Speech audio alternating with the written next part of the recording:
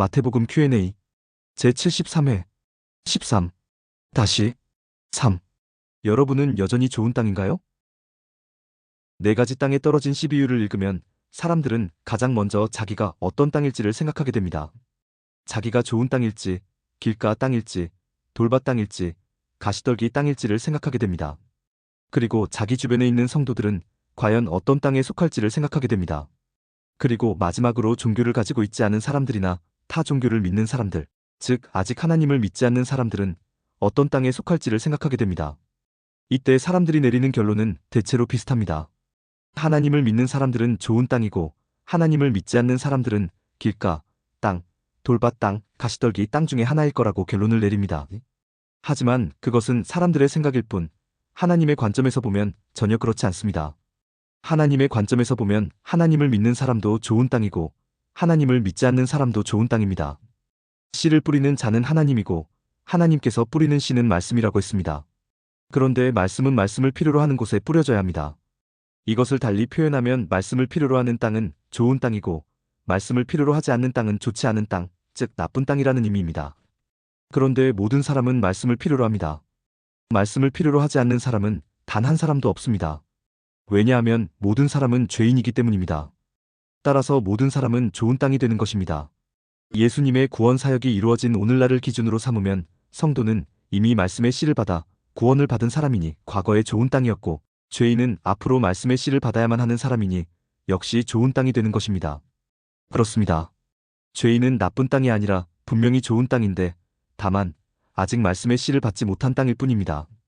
그래서 교회에 다니는 성도가 아직 교회에 다니지 않는 불신자나 다른 종교를 믿는 사람들을 무시하거나 깔보거나 흉을보거나 배척해서는 절대로 안 됩니다. 왜냐하면 하나님 보시기에 그들은 하나님으로부터 말씀이라는 씨를 받아야 할 좋은 땅이기 때문입니다. 그런데 아직 해결되지 않은 문제가 하나 있습니다.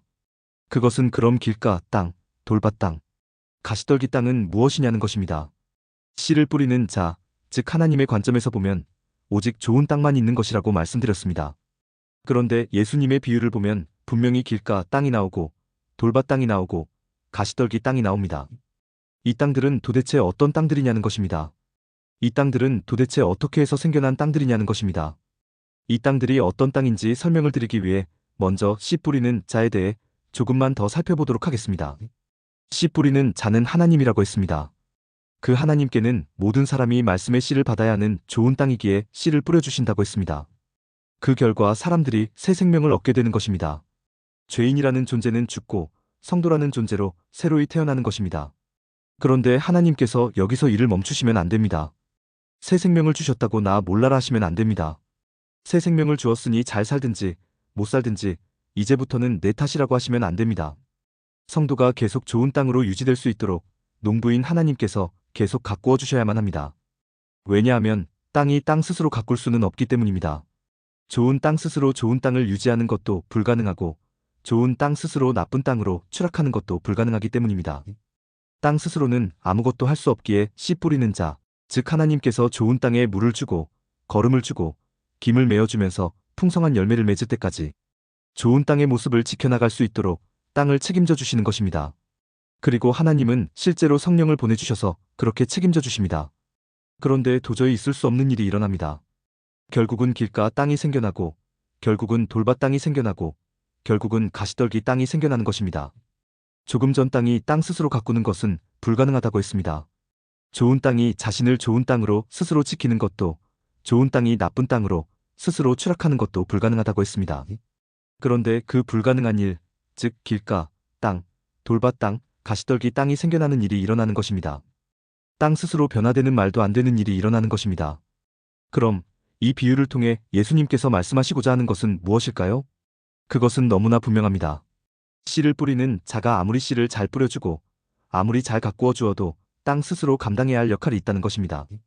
즉 하나님께서 구원해서 새 생명을 주어도 새 생명을 받은 성도가 감당해 주어야 하는 일정 역할이 있다는 것입니다.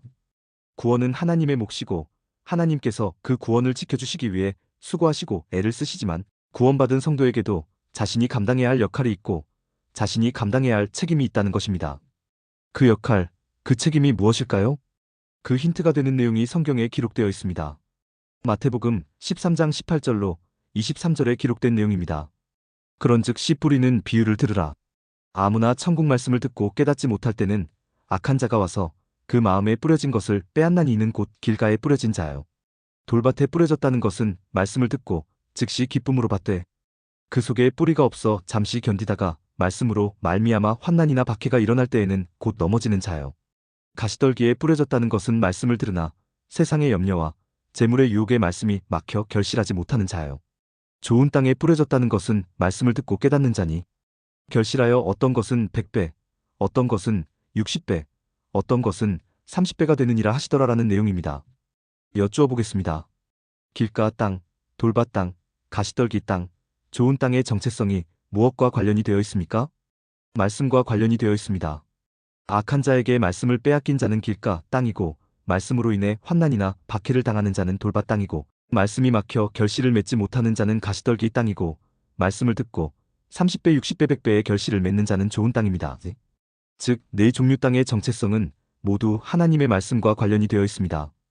이것이 의미하는 바가 무엇입니까? 모든 땅은 말씀의 씨를 받아야 하는 좋은 땅이었고 그래서 씨 뿌리는 자로부터 말씀의 씨를 받았지만 그 씨 뿌리는 자, 즉 하나님에 대해서 또 씨, 즉 말씀에 대해서 제대로 이해하지 못하고 제대로 깨닫지 못하고 제대로 배우지 못하면 얼마든지 길가 땅, 돌밭 땅, 가시떨기 땅이 될 수 있다는 것입니다.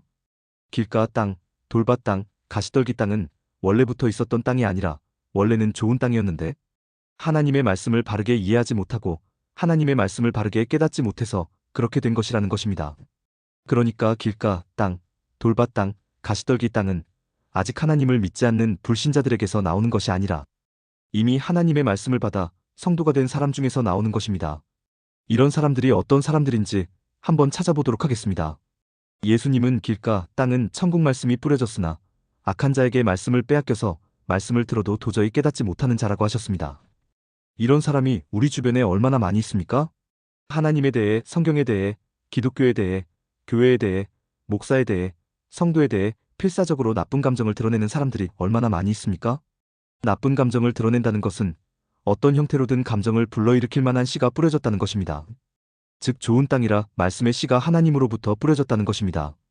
그러나 악한 자, 즉 사단에게 그 말씀을 다 빼앗김으로써 말씀의 가치도 깨닫지 못하고 말씀의 의미도 깨닫지 못하는 것입니다. 불신자보다 다른 종교를 믿는 사람들보다 하나님에 대해, 성경에 대해, 기독교에 대해 더 적대적인 사람들, 이런 사람들이 바로 길가 땅이 되는 것입니다. 예수님은 돌밭 땅은 말씀을 기쁨으로 받기는 하지만 그 깊이가 없어 환난이나 박해가 일어났을 때 곧 넘어지는 자라고 말씀하셨습니다. 이런 사람들도 우리 주변에서 많이 발견할 수 있습니다. 하나님은 사랑과 은혜와 자비와 배려와 자유와 평안과 용서와 화해와 화평의 하나님이라는 말씀을 듣고 하나님을 믿게 되었습니다. 그리고 교회에 나가게 되었습니다. 말씀의 씨앗이 뿌려진 것입니다. 그렇게 몇 달 동안 열심히 하나님을 믿었지만 하나님을 믿은 효과가 나타나지 않습니다. 그렇게 몇 달을 교회에 나갔지만 교회에 나간 효과가 나타나지 않습니다. 오히려 삶은 더 힘들어지고 어려워집니다. 그래서 하나님 믿는 것을 그만두는 사람, 교회에 나가던 것을 그만두는 사람이 참 많이 있습니다. 이런 사람들이 바로 돌밭 땅이 되는 것입니다. 예수님은 가시떨기 땅은 말씀을 들으나 세상의 염려와 재물의 유혹의 말씀이 막혀 결실하지 못하는 자라고 말씀을 하셨습니다. 이런 사람들도 우리 주변에 정말로 많이 있습니다. 하나님을 통해, 기독교를 통해, 교회를 통해 부와 권력과 명예를 추구하다가 뜻대로 되지 않자 무너지고 마는 사람들이 정말로 많이 있습니다.